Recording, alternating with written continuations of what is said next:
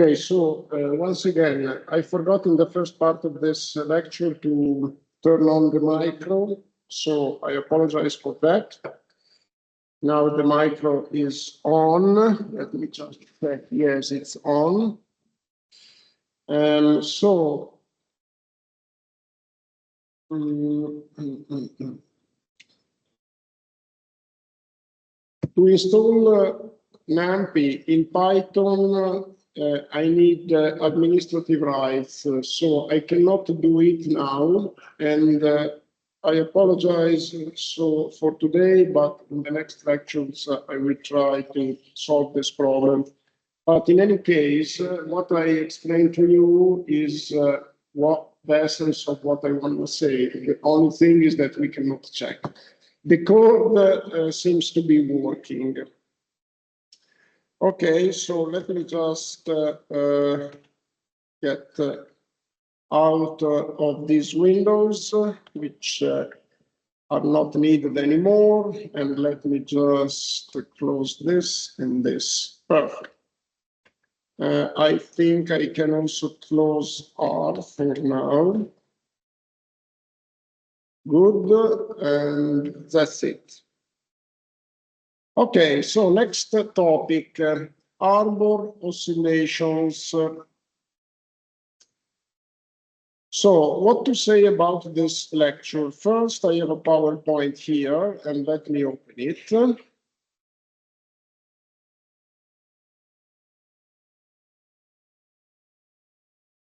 Okay, good. And here we are. So what to say about this lecture? What are, first of all, Harbour oscillations? So you know that waves are originated by wind forcing, and then these waves can travel for a long distance and reach regions where there is no wind anymore. And even if the wind forcing stops, the waves continue for some time to go up and down. And these waves, I say up and down because waves, as you know, until they break, before breaking, they are not a transfer of mass, but they are a transfer of energy, the energy that pushes up and down these waves. And given that the energy losses are very limited, the energy losses due to friction with the sea bottom, friction with the part of the sea that is not moving, and friction also with the atmosphere, it's very limited. So these waves can continue, they are called swells, when they continue for a long time, even without wind forcing. Now, when these waves get into harbors, it may happen that they get into the harbors through a mouth. The mouth is the communication between the inner part of the harbor and the ocean. And then they may be reflected by the walls that are in the harbor. And if we make reference to very simple scheme of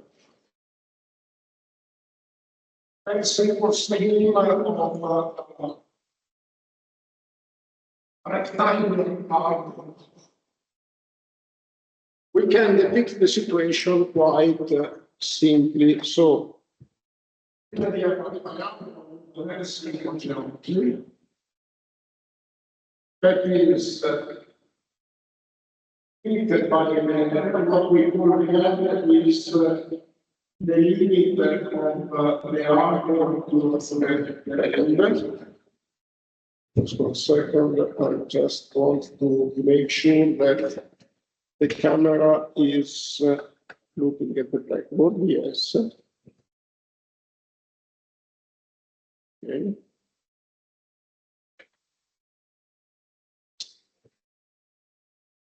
And we will get waves that get into the harbor through the mouth.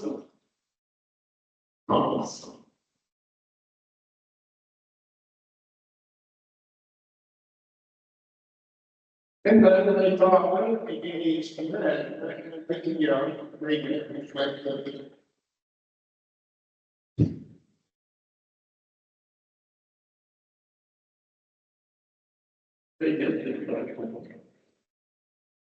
In this configuration, the Harbour is rectangular, where we suppose that the wave direction is parallel is the same direction as the longitudinal direction of the argument. The problem is two-dimensional. So it is a problem that we can study along the vertical and then along the longitudinal direction of the argument. There is no change of the wave shape and wave reflection in the transversal direction. If wave direction is the same direction as the walls of the argument, and the head is perpendicular to this. So it is the shape of the argument is rectangular, and the wave direction is parallel to the longest side of the rectangle. Then the problem is can be studied in the regulations, which means once again what I see, for instance, if I make a good section here, what I see is, and this is the head, what I see is a wave that is traveling in this direction, and then it is reflected back from the wall back to the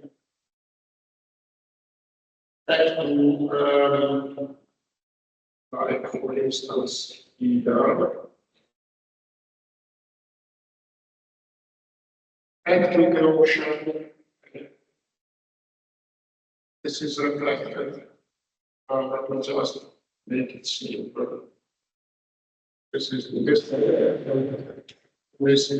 direction. And what I see, this picture that I see in the vertical direction, you see is a 2D picture. Vertical direction, longitudinal direction. This is the vertical. So, this is the longitudinal direction.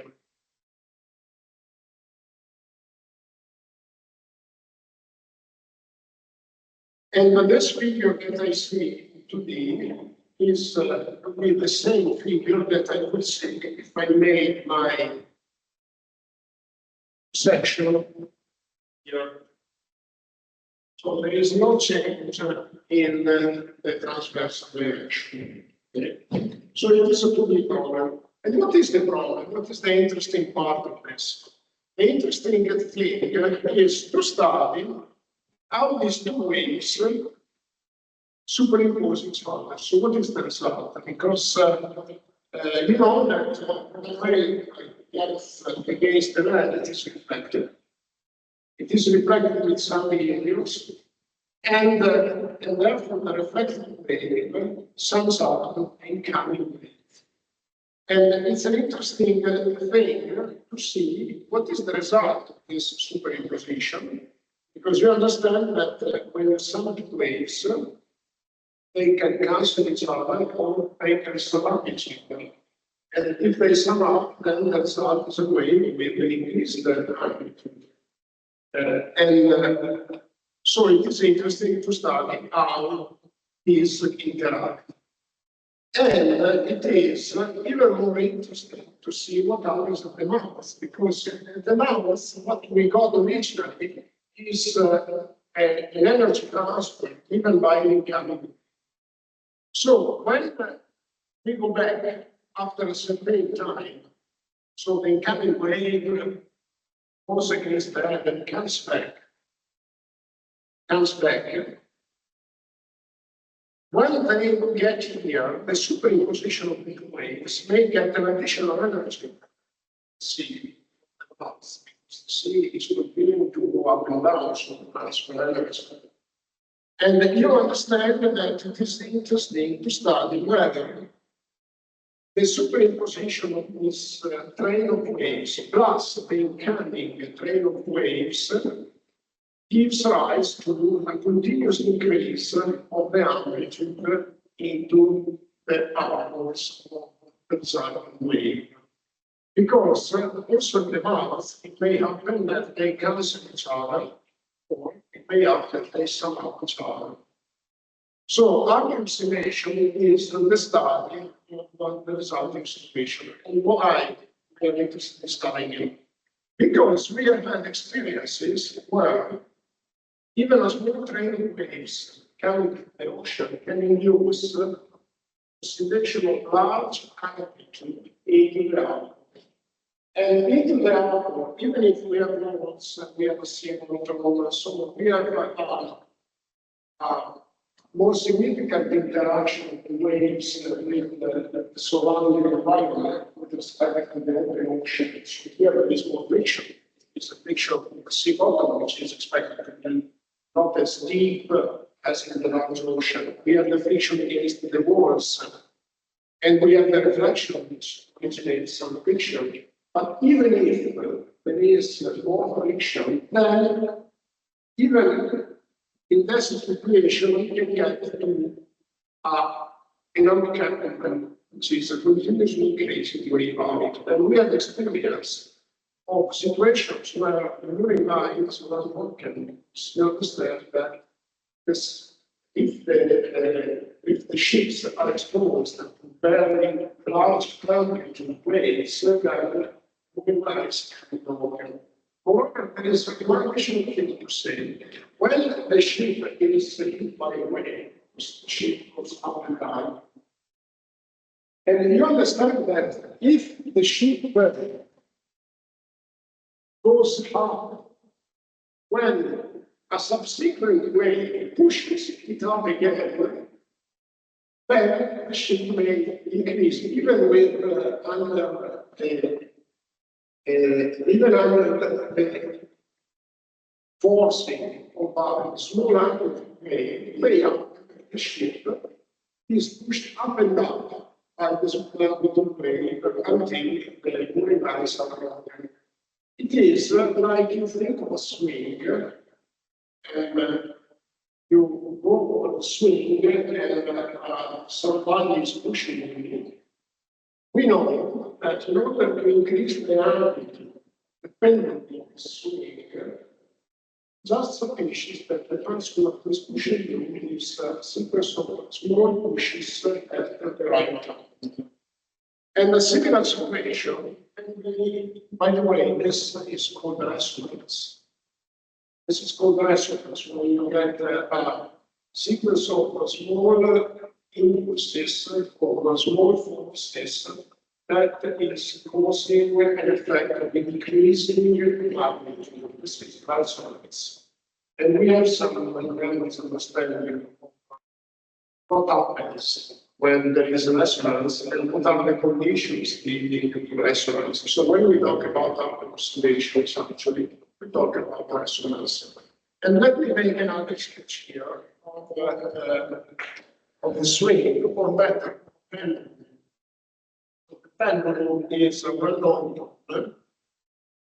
well-known physical experiment where you start by giving an initial forcing, bringing the pendulum to go back and forth. And we know that the limited friction that is in the pendulum, this oscillation is in for a long time. Now, when the pendulum gets to the dead position, one of the dead position, like I mean a position where it's still, you give a small additional energy to it, then you get a continuous increase of oscillations of the amplitude of oscillations. We know that the time taken, the period of the pendulum is unchanged.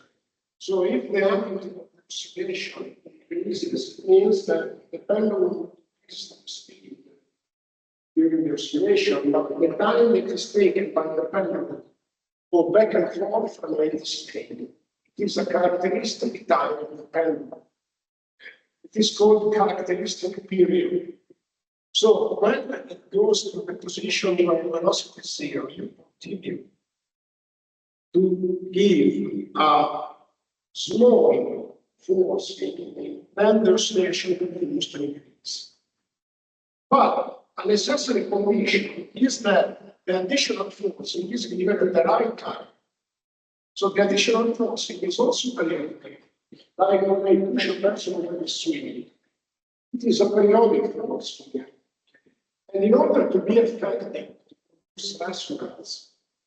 the period of the force must be the same period of the pendulum. Because if I give the force when the pendulum is still coming back, then the effect is opposite. I slow it down. But if indeed during over the swing, I am careful to give the additional force at the right time. And the right time is such that the period of my force is equivalent to the period of the pendulum. So we realize that also in the base, in the arguments, something similar has to occur if to induce resonance. It means that there must be a characteristic period in the hour, and it is the time taken by a wave to travel to the head of the hour and coming back. And the additional force of the ocean, the waves of the ocean, must have a period that in some ways is similar. Because otherwise, the result could be a dissipation of energy. Kind of slowing down the amplitude of the Harbour oscillation instead of increasing them. To increase the oscillation to induce resonance, it's clear that there might be, again, some similarity between the time taken by the waves to go back and forth and the period of the waves incoming from the oceans. And this is what we have to study. What is the condition to induce resonance? How can we this similarity study, similarity of characteristic times? So we understand that probably the time taken by the waves to go back and forth into an harbor is a characteristic of the harbor. And we have to be able to estimate it.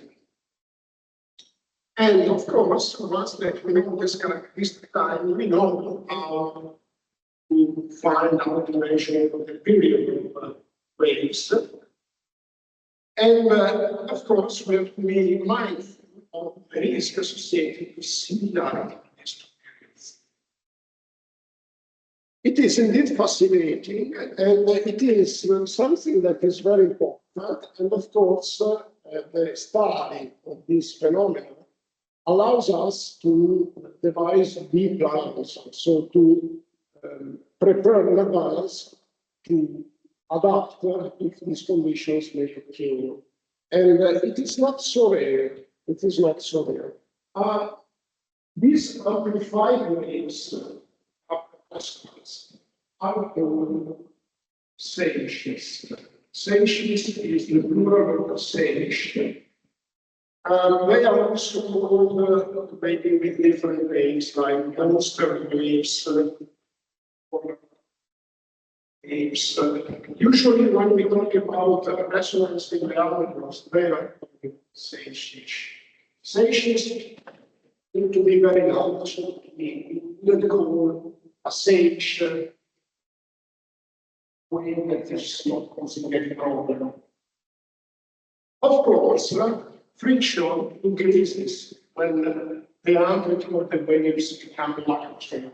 So eventually, the process may stabilize because when the water in the harbor is staying under friction, but with increasing the amplitude of the waves, of course, the friction is increasing. And therefore, the process can kind of stabilize. But it is important to notice that it can last for a long time. Now, let's try to look at some videos to get better acquainted with what resonance is.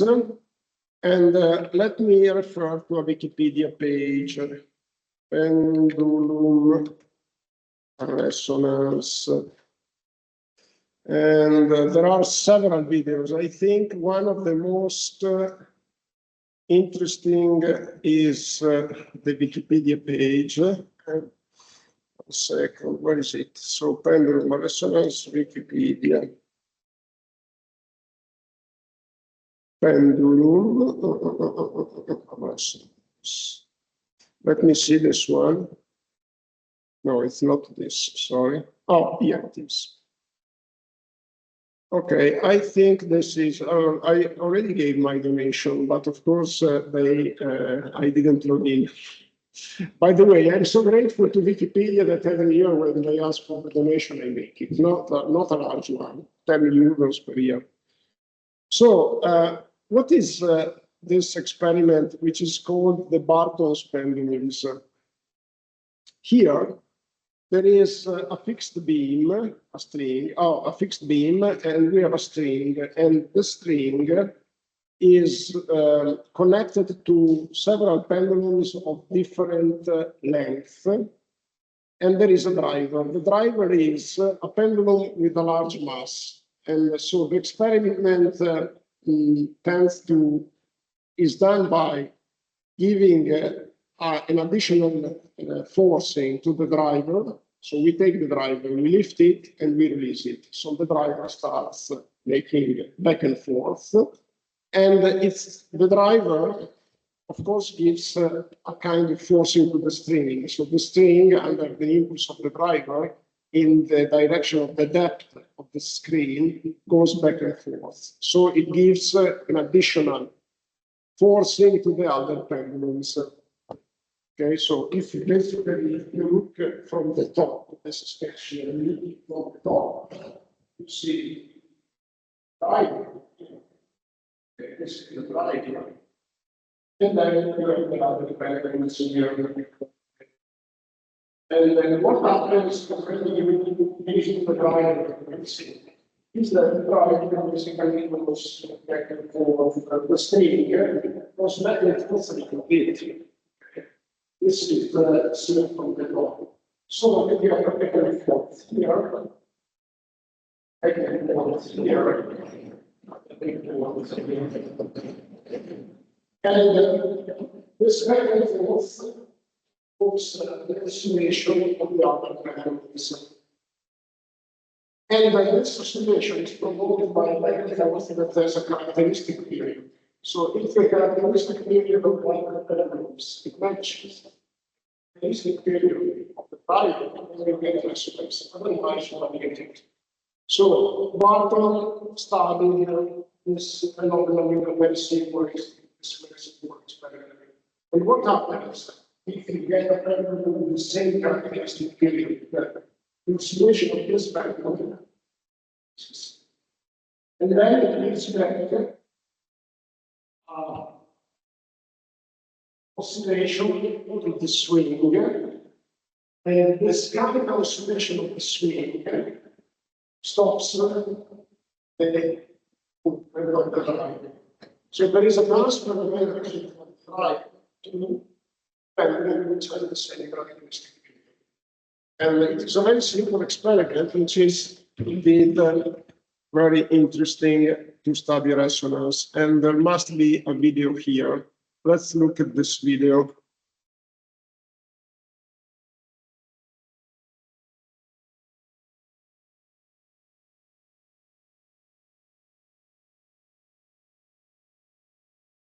Just for a second, because I want to make it full screen, but I don't understand why it doesn't go full screen. It was already, okay, here we are, sorry.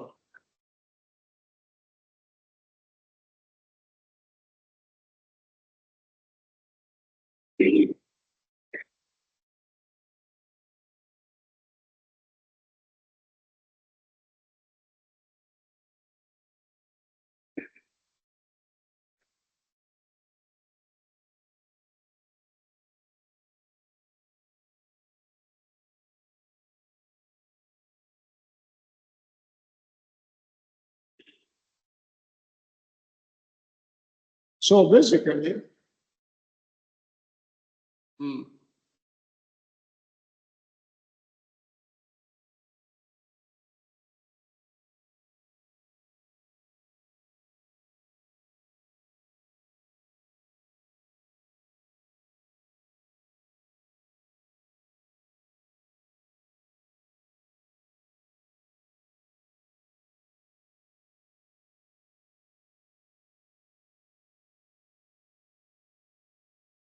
so now it's clear that the only pendulum which has taken the energy of the driver who went in resonance is this one, whose length is comparable to the length of the driver. So this is an example of several cases where the superimposition of the additional forcing didn't produce resonance. The resonance was produced in the pendulum, which has the similar length of the driver.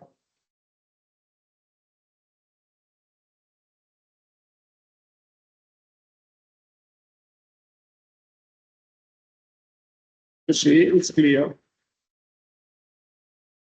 Let me give you another example. Tacoma Bridge.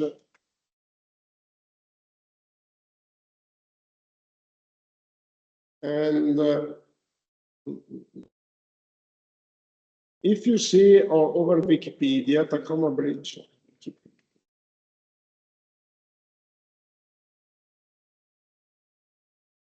Okay, it was at that time, in 1940, the first bridge at this location was a suspension bridge in the United States of Washington that spanned the Tacoma Narrow Strait of Puget Sound between Tacoma. Okay. It opened to traffic on July 1st, 1940, and dramatically collapsed into Puget Sound on November 7 of the same year. The bridge collapse has been described as a spectacular and in subsequent decades attracted the attention of engineers, physicists, and mathematicians. And the reason was that there was traffic movement over the bridge, which produced forcing, periodic forcing with the same period of oscillation of the bridge. There are some videos. So let me see if the video is here, but okay, here there is a picture on of the disaster, but let me just look for the videos, okay? And let me go back, because we have indeed videos which are really of the wind, maybe not traffic. Let's see. Yeah, maybe. And let's look at this one. Because I think, okay. One second, because I want to put it full screen. I don't understand why. Okay, good. It is 4 minutes, so I will speed it up. Just 1 second.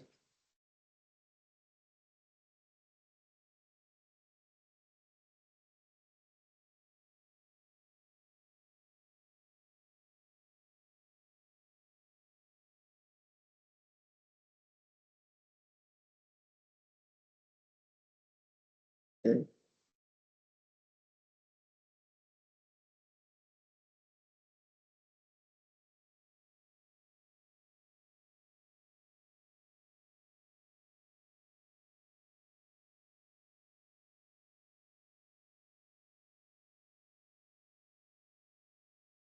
Yeah, there was wind, yeah, gale, okay.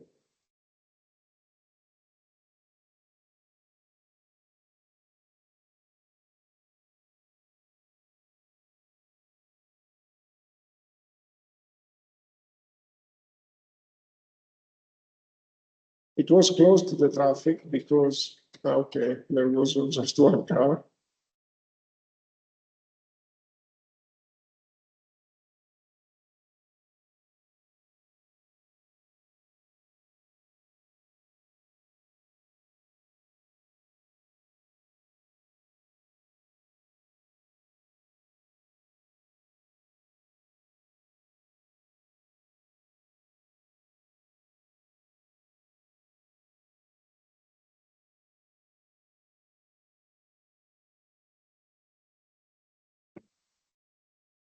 Thank you for the reminder. Indeed, it was not traffic, it was wind. I, I didn't well remember. And you see the oscillation continuing, but finally slowing down because the characteristic period was dramatically changed.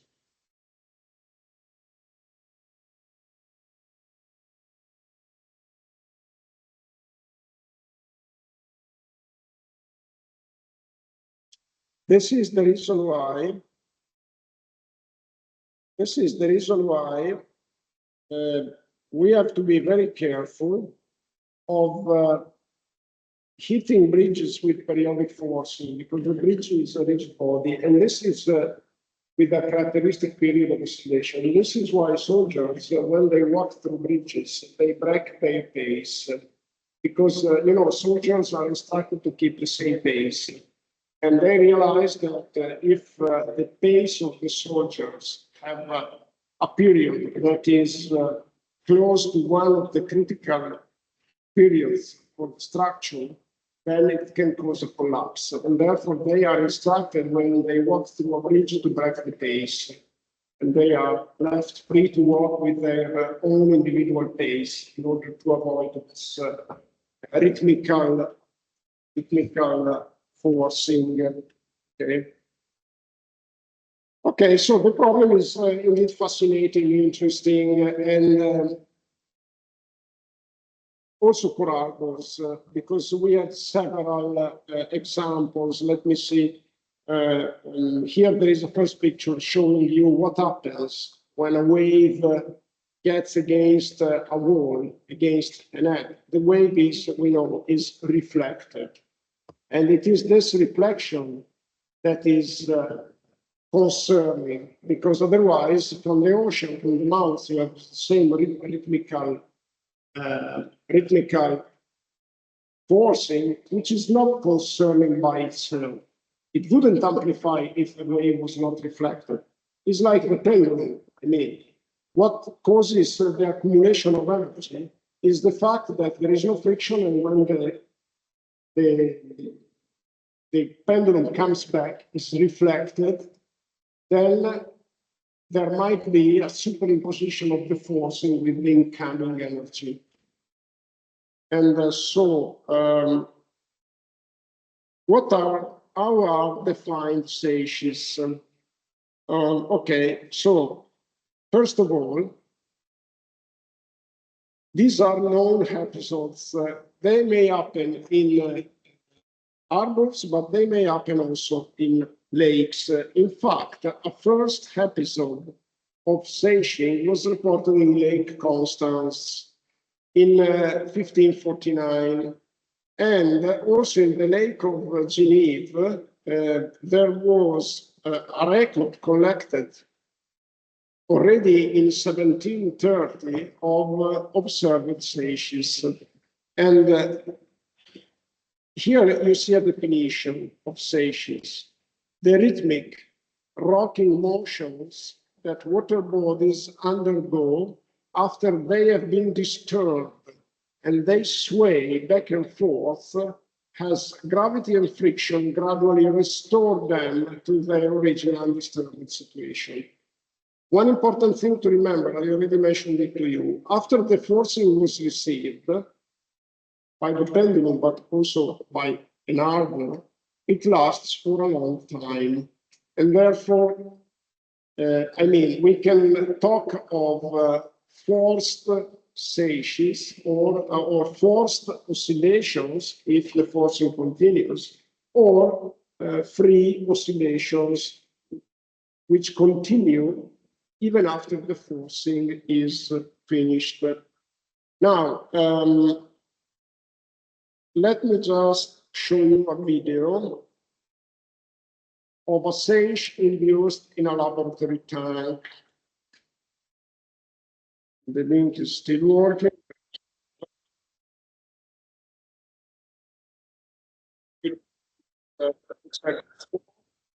Okay. So what you can see here is a wave maker into a tank. And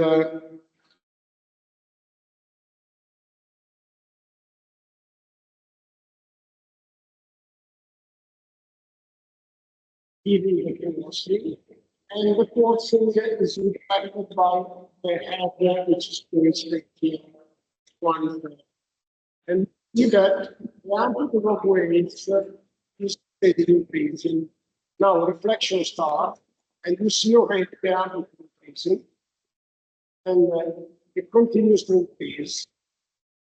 Of course, as I said, we may reach an equilibrium at a certain point because the energy is given by the collimator becomes equal to the energy that is dissipated, then the system may reach an equilibrium, and you can see here that a lot increase in amplitude is less habitat. And what you can perceive from the wave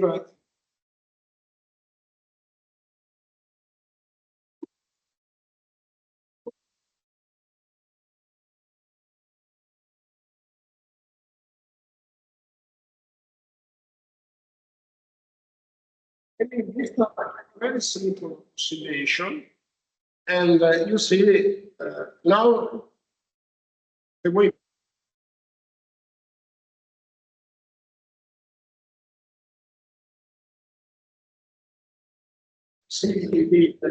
is easy there.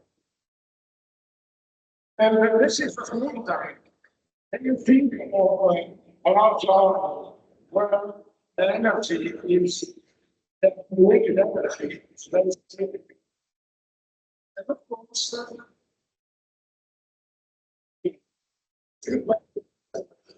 our partners,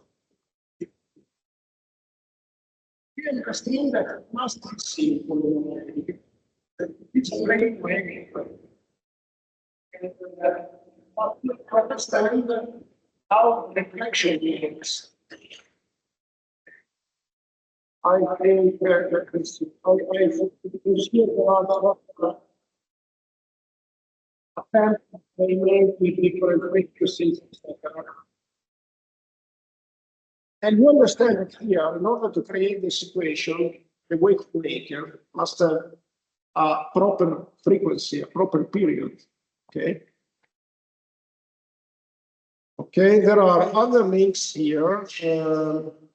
This one is not very interesting. And let me see these links, if they still work. Yes. And here it is explained, you see, it is explained what may happen in the lake. And this is what happens in the Great Lakes, where they observe Great Lakes of the United States, where they observe a lot of seiches. So basically, you have the wind, which is acting, which causes displacement of water.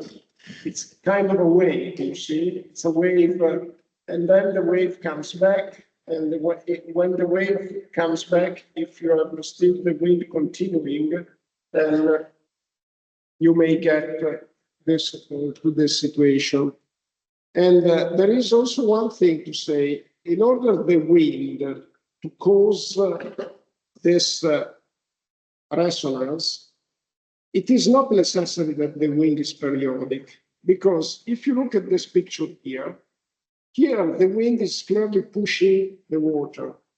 When the wave comes back, the wind doesn't really have a strong friction over the water because the inclination is the opposite one.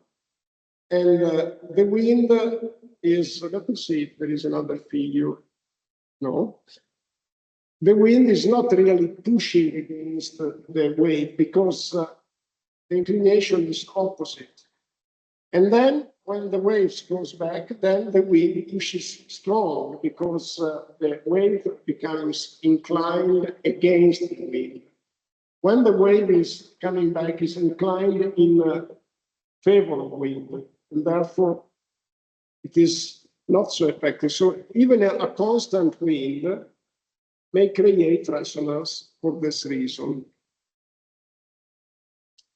Let me just, and here there is a description. If you are, generally a sage would take about 8 hours to cross Lake Superior and come back again. sometimes resulting in changes in nearshore water as much as 3 feet or more. However, seiches have been measured in lake area to move up to 2.5 meters in height. Okay. Here, the characteristic period is 8 hours for Lake Superior. For harbors, the characteristic period, so the time taken by the wave to go back and forth on the harbor, may vary from 30 seconds, typically up to 10 minutes. It depends on the length of the harbor, of course, and also it depends on the geometry of the harbor. Okay. The characteristic period is an inner feature of the harbor.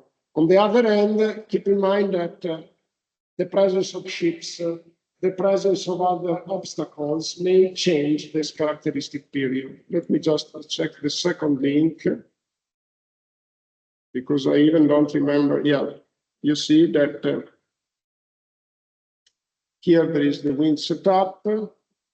So you see the wind pressure on water surface produces downwind water displacement, and here there are some figures. Sorry. And here's some information. So the seiches in the Great Lakes of the United States are indeed a relevant risk, and they have been widely studied. Okay, so now we have to study this. Let me look at the presentation just to make sure that we are following some. Okay, I think, yeah. You see typical wave periods between 30 seconds and 10 minutes. So what happens when a wave is reflected? What happens? Interesting question. Okay, this is yeah. 1 second. Open seiches, open ocean seiches may be also originated by changes in atmospheric pressure, tsunamis, or winds. A necessary condition is the similarity between the period of the forcing and the natural period of the water body, or some situations like I explained for the lakes. Seiches may be originated in canals by adding or withdrawing large volumes of water suddenly. And let me go. Okay. Okay, perfect. Perfect. Okay. So I said, just 1 second, that we need to start from a question. What happens when the wave reaches the end? I think Professor Archetti already explained to you how reflection works. What happens is that when the wave reaches the end, the wave is reflected with the same amplitude and the same phase, which means that the incoming wave and the reflected wave are not in opposition of phase. Opposition of phase means that they cancel each other. When they are in phase, they reinforce each other. Some more on a reflection. And let me go back to my pages because there is a video that I want to show you. Let me find it, just 1 second.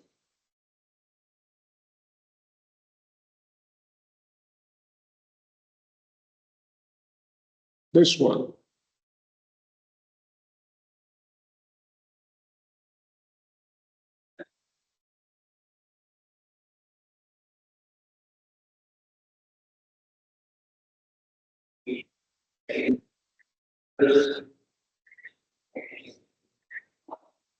Second, because I don't understand why, but I found the sequence.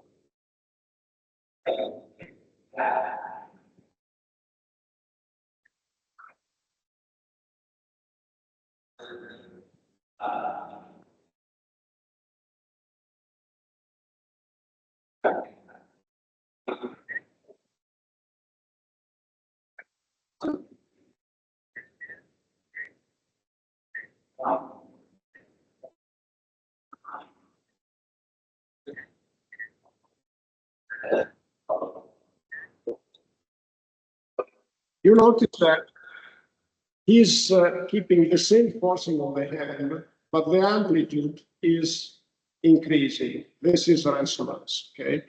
And one thing that he highlighted, he's keeping it firmly.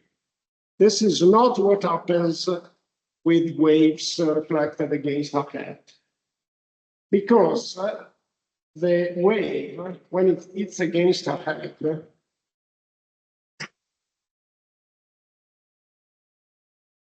okay, I don't have the picture here, but what happens is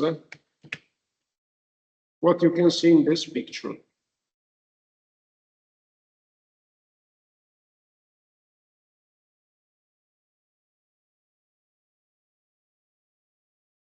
You see here is not taken firmly. You see the water that goes up and down is not fixed. When is water fixed? Water is fixed. The mouth, so the mouth of the force in the ocean is calm. Then when you have the wave going back, the wave doesn't displace the ocean.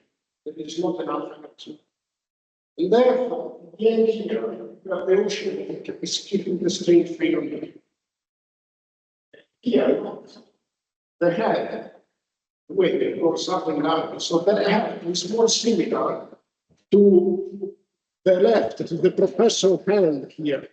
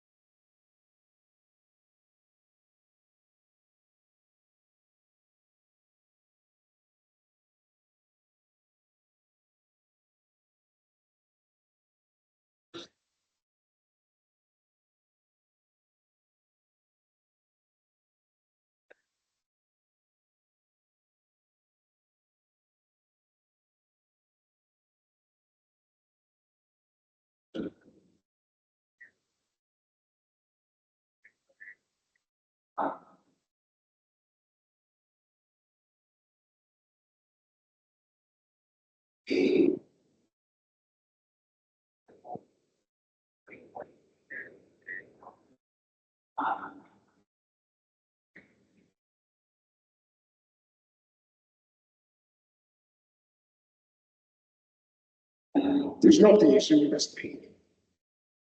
But the message here is that there are several frequencies that cause it.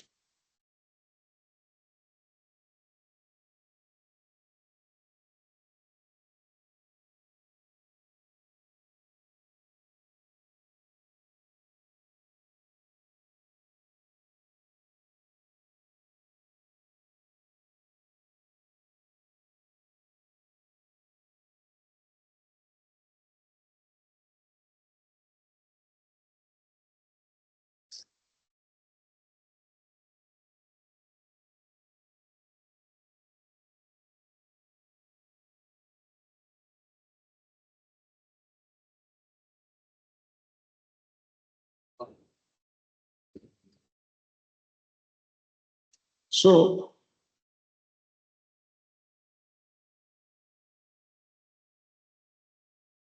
let me just see it again.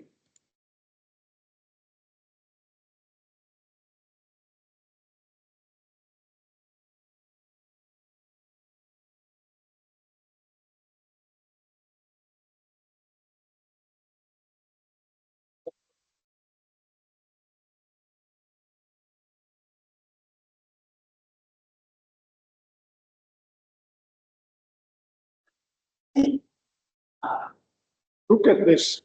And you see the frequency of the hand is increased. Still, we have resonance. We have resonance, which is different from the various modes for the number of peaks. So the number of periods that the process takes to go back and forth from the two assist to the two persons here. So this means that if we make an analogy with the Harbors, you may have different periods, different frequencies of the incoming waves causing resonance. So the Harbor has a characteristic time, the time taken by the waves to go back and forth. Resonance still can be caused by incoming waves of different frequencies while keeping the same characteristic time. So if you look at the screen, the time taken for the train of waves to go from the two persons, it remains the same. What changes is the frequency of the incoming wave. Okay, and so if you look at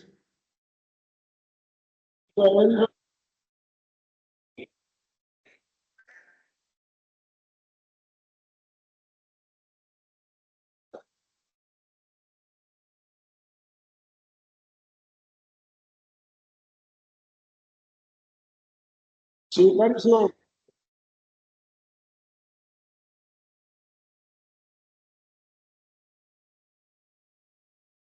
here, and look at this situation. Here we have once again how many periods here? I think we have one period of the wave that is forming. Yes, it's one period. And this is the resulting wave, which is called standing wave. Why standing? Because actually it's not moving. When you see the result of the superimposition of the two waves, it doesn't look it is moving. It looks like a wave that is going up and down standing. So it's called standing wave. And the standing wave, in this case, has a full period. In the previous case, it was half a period. And the result is that you have amplification, resonance in one through and one crest, with a point in between where it is the superimposition gives the level of calm C. Okay, the point where there is superimposition are called nodes. So we have two nodes here, and the middle point which is fixed is called antinode. Okay, so or sorry, it's the opposite. A node is where it's fixed, and the antinode is where you have the superimposition. You see here, it has a node that's exactly halfway between Parker and me. Okay, and there is another node here, which is the hand of Parker. This is a point that is fixed. Okay. Okay, so how to study this? Let's start from the first consideration that I made, that the reflected wave, where is written here?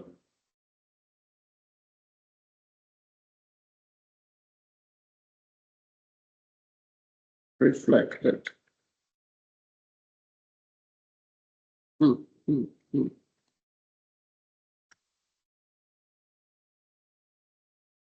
Okay, anyway, somewhere it is written that the reflected wave has the same amplitude and the same phase. So there is superimposition. Let me just look here now at our assumptions. Okay, first of all, before we study the problem in mathematical terms, we have to make clear the definition of the problem, and we have to make clear our assumption. So, regarding the geometry of the basin, we distinguish between a closed basin, like a lake, a basin that is not in communication with a larger water body. An example of a closed basin is a lake or a canal. An open basin, a basin that is in communication with a larger water body along at least part of one side. An example is the Harbour. What is the difference? The difference is that if we call node a fixed point, a point that is not subjected to oscillation, in an open basin, the mouth, as I already mentioned, is a node. So in open basins, you put two poles here and here. If the basin was closed, then we have two antennas, and these are like boundary conditions. Here we have poles. Poles are made. Of course, when I say that here the leg is fixed, think of a situation, of a free oscillation. Think of a situation where there is an acceleration rate, and then outside we have current motion. Then we can say this is a node, is fixed. Okay. And first of all, we want to describe this situation where we have a wave coming into this, which is not forced anymore. Okay, so to simplify the problem, let's start with the problem of free oscillation. Like you imagine that the wave into the Harbour wave, and then you stop the wave maker and see what happens. Okay. Or you can also start on the equilibrium and then at the certain point you stop it. And you need down the communication in the ocean, you down the equilibrium, and then you study what happens. Okay. Our mathematical treatment under this condition is simple. This is another assumption that we make to start. Okay, here you see free oscillations, oscillations that occur without external force. Although some external forcing was applied earlier to initiate oscillation. We studied this problem, and then the forced oscillation is a follow-up oscillation in response to an external forcing that continues. Okay. Okay, of course they can combine, but let's start from the study of the free oscillations.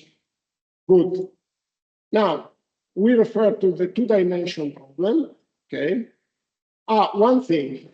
Note that some textbooks they refer to the one they call what we call 2D problem, two-dimensional problem. They call it one dimension because they refer to one only horizontal dimension. When we say two dimensions, we mean the vertical dimension and only one horizontal dimension. I just wanted to warn you that some textbooks they say we study seiches in 1D, and actually I prefer to say 2Ds because we are also studying the vertical. Here, my picture is in the vertical direction. I think it is misleading to say 1D. Anyway, this is just to make it clear. Okay, so we assume that the Harbour has a rectangular shape, and we assume there is no damping of waves, okay, no friction. So let's start with a very simple mathematical description. Okay, in such situation, the wave is reflected with the same phase, but opposite direction. What does it mean, same phase? Simply that it is reflected so that the superimposition is through to through and crest to crest. It's not the opposite. Okay? This means same phase. Okay? It means that, once again, when you get the wave coming back, it superimposes to the incoming wave by putting through over through and crest over crest. Okay. If this happens when the wave is reflected by the head, when the wave is getting back from the mouth, it's reflected again, because basically the wave hits against a calm, so it's reflected, but in oppositional phase. Okay.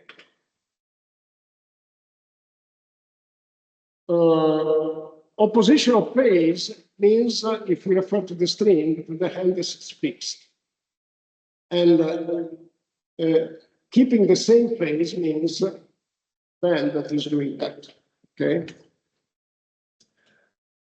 Good. This is the mathematical treatment. I prefer to study it here. So we start from a very simple relationship, the one that you see in the center of the screen, a little bit upper here, where my mouse is. It is a summation. Wi is the incident wave, WR is the reflected wave. Now, let's assume that the wave is described by a cosine function. It could be also sine function, but let's take cosine, okay? And so we describe with the cosine function both waves, incoming and reflected, and we just have to make sure that they have incoming and reflected the same phase. Now, we can then write the incoming wave depending on x and t. Okay, so basically W is the vertical displacement, okay, is the vertical dimension, which depends on the horizontal dimension, the second dimension, x, and depends on time. So you can use this equation to study the position, the height of the wave, depending on x and t, okay? And it is very simple. It is the equation of a wave. You take the wave height, capital H, I, divided by 2, okay? So here.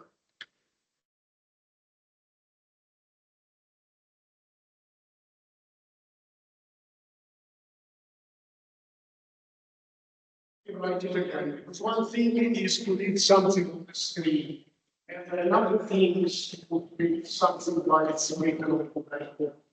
At least it is slower than you have this understanding.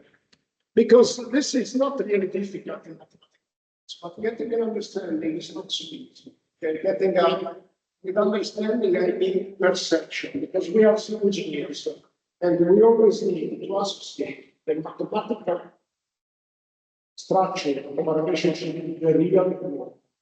We are good engineers if we can profit from theory to better interpret the reality practice. But then, if we want to do that, we need the theory, because we need a mathematical treatment in order to become quantitative.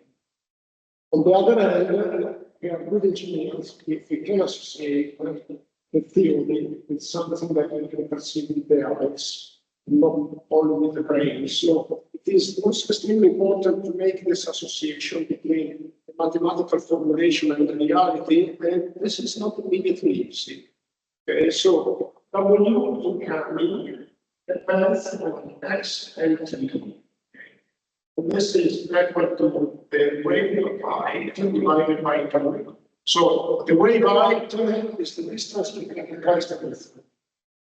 So the amplitude of the wave is half the height. Okay, and then we say we want to choose the cosine function, and then we say pi, because we want to make sure that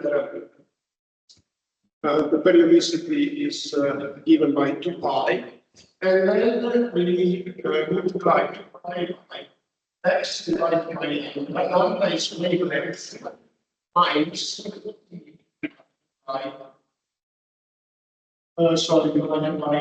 capital T. Capital T is the period. This is a mathematical relationship of a wave that is traveling in this direction. So if this is x, the wave is traveling forward along x. Why? Because if you think of a wave that is in this position, this means that W I is here at the x time t. Okay. Then the wave, after some time, moves forward. It's here. if I want to get the same result, x whose small increases, then I need subtract time because also time increases. But if f increases, time increases. In order to get the same result, same WI, I need to subtract time. This is the way in this direction. And then I have W. It's very simple. X is equal to HI divided by HR, sorry. But HR is equal to HR. You assume that there is no value. Also, I x divided by delta plus e divided by capital T. Why plus? Because this one is coming again.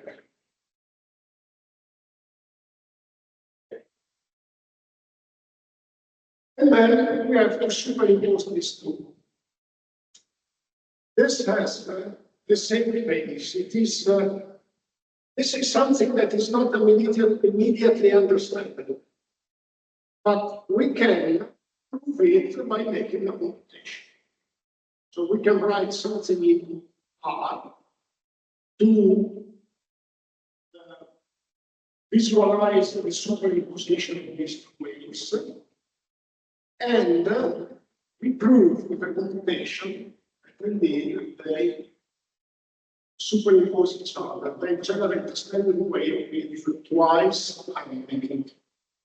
Okay. But let's compute the summation then.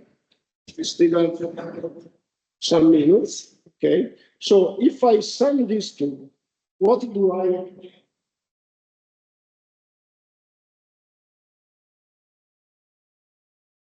Summation. Let me write the summation in red. So WI x p plus x p. Okay, let me make an assumption. H I equal H reflected. Okay. Equal to H I. Okay. So I take H I. So I can get to a common factor H I divided by 2, which multiplies cos 2 by x divided by lambda minus 3 divided by tau plus cos 5 x divided by lambda plus a divided by tau. This is the result of my solution, okay? This is a big figure. Now,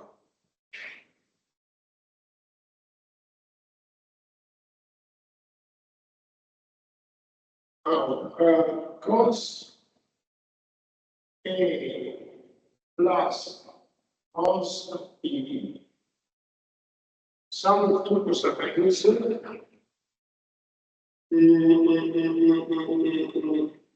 it's equal to 2 cos, I'm not sure, I need to check, A minus B cos A plus B. I think this is the relationship. Let me check because I'm not sure.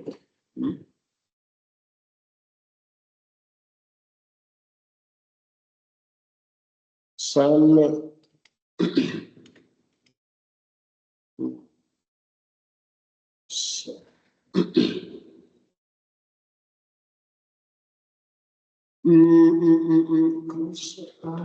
let's see, this is not really cause Yeah, let me just.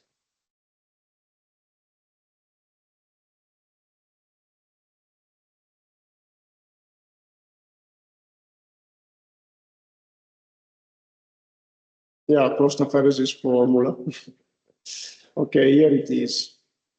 Yeah, I need to make some correction.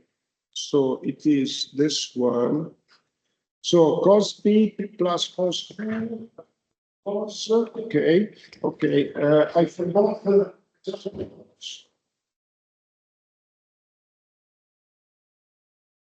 is a minus I think this is I see it is there, not very visible. Just it's cos p plus q cos. Yeah, it's right. It is right. So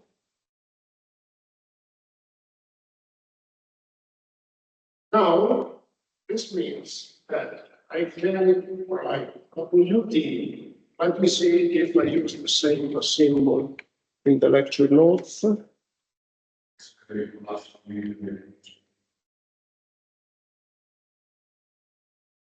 Yeah, but I think it is, it doesn't matter if you invert the two factors. I don't think it makes a change. It's a minus b. This is what you meant to say.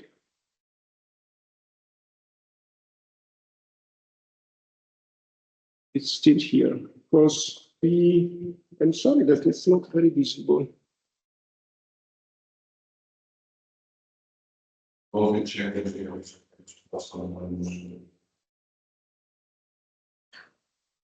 It's, I think it's because actually that is something like this. Okay. Do you agree? Yeah. Okay, perfect. But I don't think it makes a change because it's change. Okay. Let me just go back here. So it is WS.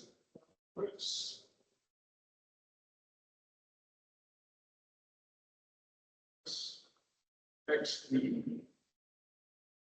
And it becomes HS because you have to do here which eliminates this. So I, okay, here there is HS. That's we use the same symbol that we used here.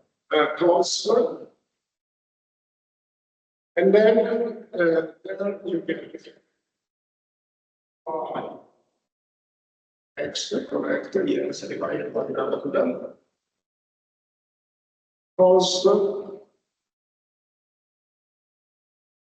by t divided by t. Yes.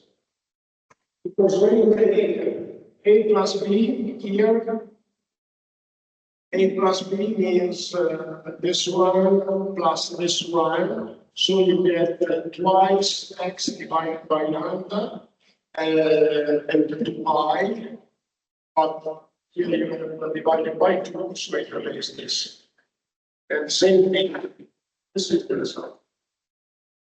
And then this is a wave with fast and fast through I will then propose to you a very simple algorithm to make this computation for different values of x and t, and we will see that this is indeed a standing.